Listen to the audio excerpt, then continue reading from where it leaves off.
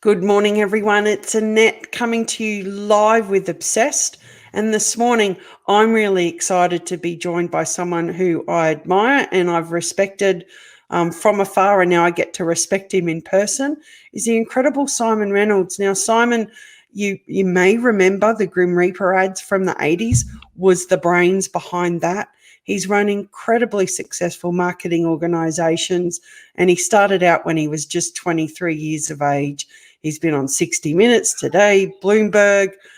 He's raised millions of dollars for startup ventures, and he's here this morning to share with us on Obsessed With. Thank you for coming and spending some time with us, Siimon.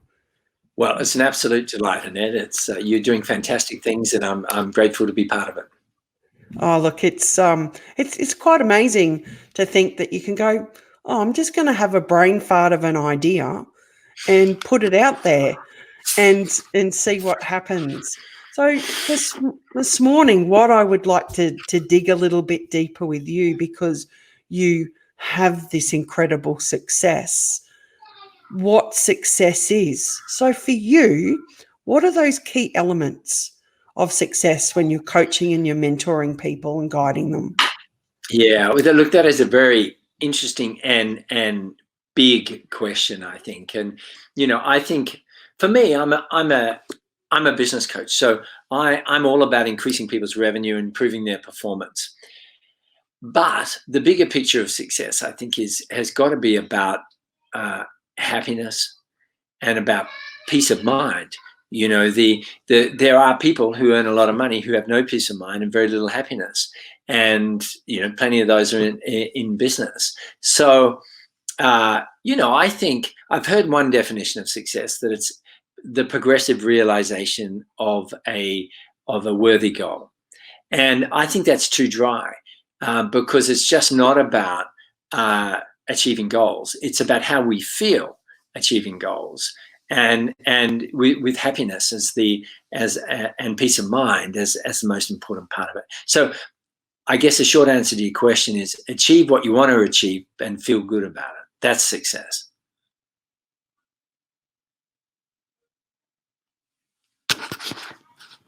So I lost you. You're back. You're on mute at the moment. Okay, there we go. Now I'm back. Oh, I had to cough, and I thought I didn't really want to do that in your ear. Yes, thank you. I appreciate that. What was the question again? So does being successful have anything to do with how smart you are, the degrees that you have, or is it something that anybody can obtain? Well, look, there's certainly not a huge amount of correlation between once you're at least moderately intelligent. There's plenty of people who have achieved enormous success without being, in particular, of great intelligence. My brother, who's a very senior barrister in Australia, a billionaire came to see him, and he realized after a while that he couldn't read. He's passing documents to him, and he worked out he couldn't read. And he's one of the richest people in Australia. So I think what you've got to be good at is to be successful is you've got to be good at persistence. You've got to be good at belief, and you've got to be good at using your time well. And then if we add in a decent dose of luck in there, you've got a good chance of being successful. Here's the thing: is Brian Tracy, who is I think one of the greatest experts on success that has ever been, said anybody can get into the top 10% of their field, because all you have to do is constantly study, constantly get better, aim high, work really hard, and keep iterating and improving until you're there. Because the vast majority of people in any field are not dedicated to trying to be the best. So you can definitely get into the top 10% of your field. Can you become the best in your field? Well, then issues like personal talent or connections and stuff like that become factors. But if we got into the top 10% of our field, no matter what field it is, we're going to be highly successful. And you can pretty much do that over time just by setting it as a goal and working daily towards that goal. But most people don't. Most people don't believe they can do it, and so they don't even try. And that's kind of the sad thing, isn't it? As a coach and a mentor, I imagine there's lots of people. I remember the first time that I met you was at a workshop that you did in Brisbane, and I'm sitting there in a room of, I don't know, maybe 50 people, and you look around and you think, all of these people are here because they want something more, but how many of them actually did what you suggested that they did? Yeah. And went on to achieve that. Do you find that frustrating that here you go, you're pouring your heart and soul into going, I want you to have what I've got or have some measure of what I've got, but you're not doing the work. Yeah. Yeah. Look, it is very frustrating. But the other way of looking at it is if everybody did the work, it'd be very hard to succeed. So, it's kind of good that no one does the work because that allows us to get ahead of them. But what is frustrating, I think, at a macro view is if people just plan their time better and got clear on doing things in incremental steps, they could achieve just colossal things. But they do. They go to these events and they get excited, but they don't have a planned schedule of what to do that next week in order to bring them closer. And then the week after, and then the week after, and then the week after. And as a result of that, they tend to spin their wheels a lot. And I'm sure it's frustrating for me as someone teaching them, but it must be 100 times more frustrating for them to live a life that way. It's like banging your head against a brick wall and wondering why your head hurts. Yeah, 100%. And it can be done, in sport, particularly American sport. They're very focused on the process, and so if you want to win the championship of football, the process, what they concern themselves is, what are we going to do tomorrow to bring us closer to winning that football championship? They don't think so much about the end result. They think about the process in sport. And that's what we've got to do in business. And that's what we've got to do in life. We've got to say, well, what do we do now? WIN, what's important now that we can do? Or another way of phrasing it is +1. What's one more thing I can do that brings me closer? What's one more thing I can do that brings me closer? Now, in order to behave that way, first of all, you've got to plan. You've got to think, what are my steps? And then secondarily, you've got to be reviewing your life all the time, your day. Very few people review their performance each day. But if you did, it would be so much easier to realize, I'm 4 days in a row, I haven't got much closer to my goals. I better do something different. It's the lack of planning moving forward, and then the lack of review as the days go by that mean that people don't end up progressing in a systematic, fruitful way. That all sounds like really kind of practical and sensible. You would think as human beings that we would do that. Have you got any insight into why we don't? What is stopping people from planning and reviewing, because it's not hard. It's not like you're asking them to ski down a mountain with a broken leg without a ski. Yeah. Well, look, I think that look, there's several things. The first is lack of motivation, lack of desire. So I wrote a book that's come out in Australia recently called Win Fast. And thousands and thousands of people have bought that book. But there's 25 million people in Australia. And so 99.9999999% of them did not read the book. And they didn't read any book. In fact, barely anyone reads a book after they graduate from school. The number of people who read more than one book a year is pretty small. So they could be helped enormously by that book, but they're not motivated. They don't have the desire to get better. They don't have, as Carol Dweck famously the researcher famously put it, they don't have a growth mindset. That's a great book. Isn't it great? I love that book. Yeah. I constantly, like when I'm dealing with people and I think, why are you so stuck? And you can hear the words they're saying and I go, you've got a fixed mindset. There's no growth there. Yeah, it's a great book. Yeah, absolutely. And so lack of motivation, lack of desire, lack of a growth mindset. That's at the heart of it. But then there's the other side. And the other side of why people are not succeeding in a methodical way, doing day-to-day process work, reviewing their performance at the end of each day, is they've never been taught that that's how you succeed. And that amazes me. You can do 10 or 12 years at school, and you can learn them. You can be forced to learn the most obscure facts. I remember in my final year, I had to learn the rainfall levels in the west coast of West Malaysia for my high school certificate. And if that's not useless, I don't know what is. So you get filled full of all this material that you're never going to use again. And yet how to succeed is not taught. Or it's taught very indirectly. You can make your own lessons from your own observation. So it's a broken education system that doesn't teach people, all Australians, or everyone in the world, how to succeed. But because they don't even know, then they don't even try. It's incredibly sad. We asked a question in Obsessed With Group this week about what subjects do you think we should be teaching in schools?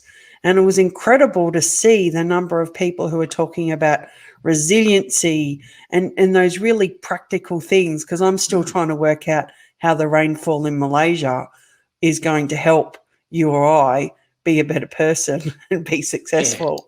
But we're really missing the mark, aren't we? Because our school system is so stuck in a time where we really needed to pump out people to just be almost robots into the economy. But now there's so many opportunities for us to be innovative and resourceful and creative. Oh, absolutely. And, you look at, you take an expert like the sports psychologist, Dr. Bob Rotella. He's worked with some of the greatest achievers in the world. And he said, look, the fundamental mental traits you need to succeed are optimism, confidence, and persistence. And you could say, well, some people have got those naturally, but that could have been taught when they're at school. And if we'd have taught people to be optimistic, train them ways to think optimistically and to develop their confidence and to have it instilled in them, the power of persistence, and that it's not going to be right first off in almost every case. I mean, they are enormously valuable lessons and 1,000 times more valuable than a lot of the stuff that's being taught in school. And in many ways, we can't blame people for, not feeling they can succeed, because no one built their confidence up. No one built their self-belief. No one developed their self-image so that they felt like they could do it. And if we don't have that raw material of confidence and optimism, then our chances of succeeding just through hard work are very small. So as a young fella, so once you've learned all about the rainfall in Malaysia, when you set out and you went, okay, I'm going to go out and conquer the world, what were some of the key things that helped you build your confidence and your optimism? I remember Hayley telling me about dinner table conversations that you would have at your house, and you would all sit there and brainstorm and throw around ideas. Was that integral to you going out and conquering the world? Well, I mean, I really learned from books. So, I remember reading Think and Grow Rich or bits of it at age 17. And it was a total eye-opener for me that using your mental powers, building up your desire, following, certain rules, that you could massively succeed. And that was magical to me because I didn't do well at school, and maybe it wasn't the black sheep of the family, but I was the dark grey sheep of the family. And the thought that there was a way out, and that there was a way of using your mind, and there was a way of running your personal operating system so that you could succeed, was mesmerizing to me. Someone who hadn't had many wins at school. And so from that time onwards, I studied that field, and I find it, personal development just incredible, and success, just an amazingly interesting field. So that's how, if I made progress, I made it through study. So, I mean, like, there's so many articles out there where the writer is encouraging people, like, if you want to have a millionaire mindset or a billionaire mindset, or I think Jeff Bezos is about to be a trillionaire mindset, these are the books that these successful people are reading. And they're not just writing these articles for the sake of putting words on paper, is that the people like you and other successful people are reading these books. What are your favorites? So if someone was sitting here listening to this and they're going, you know what, I really liked what Siimon had to say, I want to change how I move forward, give me maybe your top 5. Ooh, well, let's start with Carol Dweck, Mindset. Yep. That's a brilliant book, and let's also mention Think and Grow Rich, Napoleon Hill, published in 1937, and absolutely masterful. I think Brian Tracy's very first book out of 70 that he wrote, Maximum Achievement, is very good. Another brilliant book. Yep. Yes, brilliant. I think Robin Sharma, the Canadian, I think some of his books, Leadership Wisdom from the Monk Who Sold His Ferrari, was I think it's a brilliant book. Any of the ones in that series are great. So what are we up to? We're up to 4, are we? 4. Yep, 4. Yeah. And one more. I would say, I think there's a great, I might just throw in a productivity book. I think Brian Tracy's Eat That Frog is a brilliant book for people who want to succeed. I remember years ago, I kept that on my desk for 6 months and just kept on looking at it every day. He had 21 laws that if you follow them, you'll get a whole lot more done than everybody else. I think, that's a fantastic book as well. Oh, look, all of those I've read. And the very first personal development book I ever read, I was in my mid-30s and thinking, is this all that life has to offer? And someone gave me The Monk Who Sold His Ferrari. And I'm like, this is not Stephen King. Like, really? You want me to read this? And it was just mind-blowingly, and it changed how I looked at growth and developing my mind. And he's probably, I think I've got every book that he wrote. And Robin Sharma is an incredible thinker and philosopher and teacher. I'm glad you brought that one up. Yeah, he's outstanding. Absolutely. His YouTube videos and podcasts are terrific too. He is very good. I'm going to make a note of these for anybody who's sitting here listening to me chatting away to Siimon Reynolds about success. Now, I'm really interested in... And let's not forget Win Fast, that brilliant book by Siimon Reynolds. Oh, my gosh. Yeah, how could we forget that one? That is a brilliant one. I'll pop the link in the chat because it's someone who's had such a lifetime of achievements. I think there's something to learn from you. But what I also am interested in learning is about failure. I imagine that you've had a few through the course of your career. Is there one that stands out for you that gave you the biggest lesson? Well, one that stands out is I became a creative director of an ad agency very young at 21, which sounds really good, but I got sacked a year and a half later. And to this day, I do not know why I got sacked. And what was interesting is it was devastating at the time. It's the only time I've been sacked, and it's pretty bad to get sacked. Have you ever been sacked? Yes, I have. Yeah, yeah. I It's have been tough, yeah. sacked. It's horrible because you think I was doing my best. I was trying hard. Yeah, yeah, exactly. Yeah, so you go away and you lick your wounds, and I was kind of remember being devastated, and I had the opportunity to aim bigger or kind of recede into a smaller life after I got sacked, and at that time I aimed for something bigger, which was to open my own ad agency with two partners, and that started a whole lot of great events in my life. And it was just a reminder that if you've got the energy still after something bad happens, it's not a bad tactic to aim even higher rather than aim lower. And I have one of the things I try and run my life on, fall short all the time, but one of the things I try and run my life on is what I call attack mentality. So always attack. How can I attack this situation? And I think it's a effective way to live, because adversity happens to all of us, but if we maintain an attack mentality, then over time, I think the advantage is with the attacker. And so if you jump right into it rather than play defense all the time, then I think over time you end up in a much healthier spot.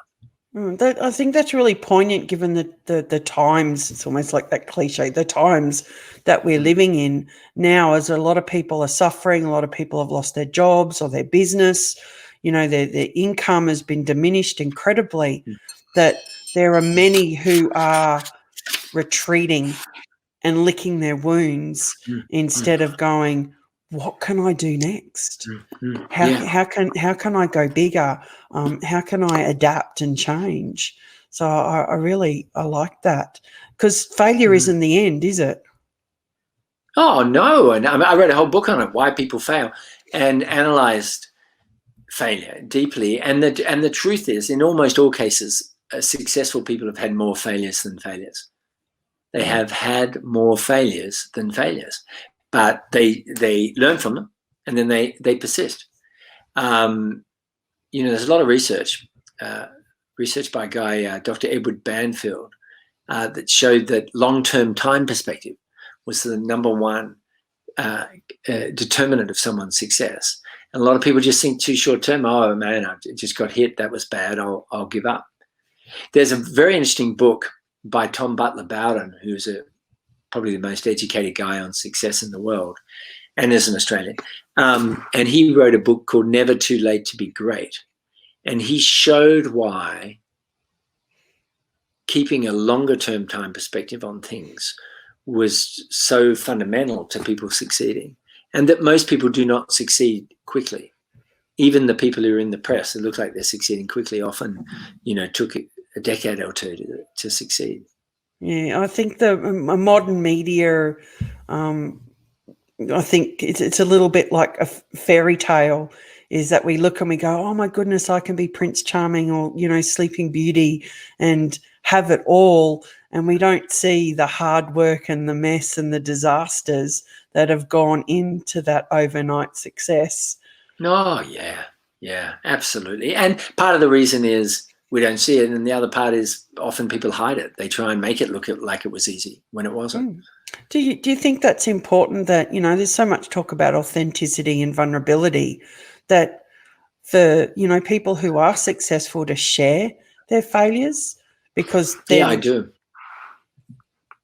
I think that's a great idea. I think it would help. It would help enormously if people did that. And particularly that the famous people that are revered as great successes, if they showed their humanity as much as possible, that would help all of us. It would make life a lot easier, because when you're looking at someone who's successful and you just think there's no way I can ever have that because they're just so sparkly and polished and amazing, it's nice to know that they're human and that they've stumbled along their way and grazed their knee. So Siimon, you've had an incredible life, incredible journey. Do people ever say to you, oh, Siimon, you're so lucky, look how lucky you are. You've got a beautiful family. You've had all of this success. You're respected and admired. Do you think that luck had anything to do with it? Oh, undoubtedly. Yeah. But there's several ways to look at luck. It is just coincidence that favors you. There's an argument for that. Then there's, it's God's grace that you're given these opportunities in your life.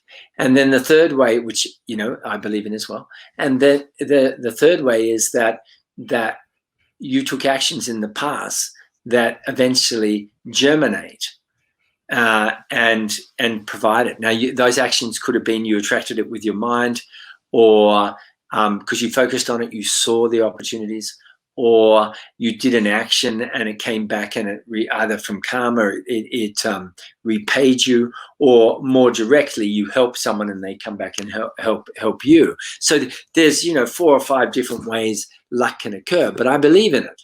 And the question is there a structure to luck? Is there something that generates luck? Is there a science? Is there a science to it? Like, is it something that if someone decided to explore for a PhD, that they would be able to see a scientific process to luck? Yeah, absolutely. And in my book Win Fast, I talk about a Professor Richard Wiseman who has studied luck in enormous detail. And he I think there are 4 or 5 components of luck. For instance, he showed that people who believe in that they can turn things around are more lucky. People who socialize more are more lucky because they run into more people who could help them. People who are confident in themselves are subsequently more persistent, which then creates more luck. So he showed that there is absolutely very clear ways that you can increase your luck, and that lucky people considered lucky by others often did these things. It sounds like there's a lot of law of attraction in there, that what you're putting out is that you're going to get back.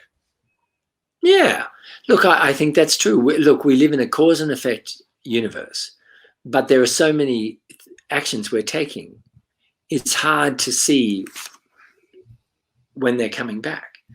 But my personal belief is that they do come back in some complex way that makes it hard to track. But that could be repeated thinking of a certain way, or repeat action in a certain way eventually ends up with a different result. I love that saying.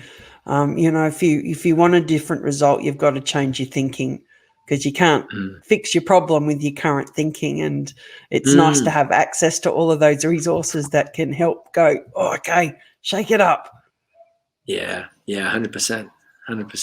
So what's next for you? I mean, you're mentoring, you're coaching people to success. Any more books coming out, or you just kind of like going, you know what, I'm happy doing what I'm doing? You know what, I want to keep refining my ability to coach business owners, entrepreneurs, business leaders. I want to, I just want to get really, really good at that. I'll definitely do more writing, hope to do more online, and really just, teach and coach and mentor. There's a lifetime of learning and interesting stuff involved in that. And, what medium I choose, that's going to change. What you're doing is fantastic. I'd like to do something similar one day, and just really get out there and try and help people. It's incredibly satisfying. And, as you know, and, I'm sure it's one of those things that when you get to the end of your life, you'd be really glad that you did it. You'll be able to look at the end of your life, and you would have helped many, many thousands of people based on your obsessed podcast and all the work that you do. So in the business realm, I want to do just more of that. There's something very fulfilling about giving back to people and shining a torch on a path that they may have not seen, or enlighten them with some information or knowledge that you have, and to say, there you go, it's yours. Off you go. Do something with it. Yeah, it's very cool. And I just think in my life how I've been helped by people who've done that for me, and the great value of that. It's a nice opportunity to return the favor. Siimon Reynolds, it has been an absolute pleasure talking to you. You've given me a few books I haven't read. So I'm going to go, and I haven't read Win Fast, so I'm going to go and buy that and read it. Excellent. I had a conversation this morning with a lady who's 72, an entrepreneur, and she's like going, oh, am I just too old for this? And it's like, no. Oh, my God, what an amazing, inspiring leader you are to be able to go, life's not over. I'm going to continue to inspire and encourage other people, and I hope that you continue to do. And it's been a great pleasure talking to you. Thank you. And you, Annette, I've really enjoyed it, and keep doing your amazing work. Thank you very much.